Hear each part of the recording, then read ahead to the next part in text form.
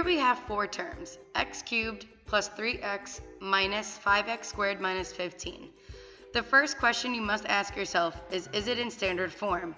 In this case, it is not. Remember, standard form is from highest degree to lowest degree.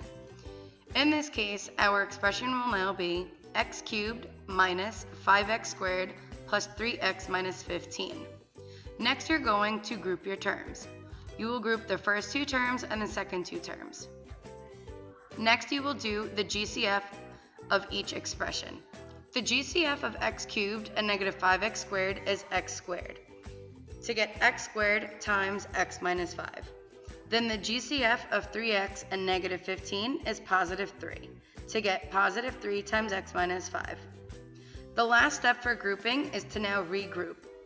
We will now group both of our GCFs to get x squared plus 3. And then since we know our second expression is the same, x minus 5, we keep it as x minus 5. So our final expression in factored form is x squared plus 3 times x minus 5. Here is grouping again, but using a table. Again, first step will always be to figure out if it is in standard form. So we have x cubed minus 5x squared plus 3x minus 15. Next, you're going to create a table. Your A will go into the first box, then B, C, and D. In this case, we use A, B, C, and D because we are working with a quadrinomial.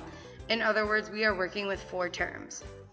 X cubed is our A, negative 5x squared is our B, 3x is our C, and negative 15 is D. Next, you're going to GCF each row. The GCF of x cubed and negative 5x squared is x squared. Then the GCF of 3x and negative 15 is positive 3. Next, you're going to figure out what multiplies the GCF to get each term. X squared times x will give us our x cubed, and we know that 3 times x is in fact 3x. Next, you want to know what does x squared multiply by to get negative 5x squared, and in this case it is negative 5. Then to check, 3 times negative 5 is negative 15. So our final term, or our final expression in factored form, is x squared plus 3 times x minus 5. That covers quadrinomials by grouping.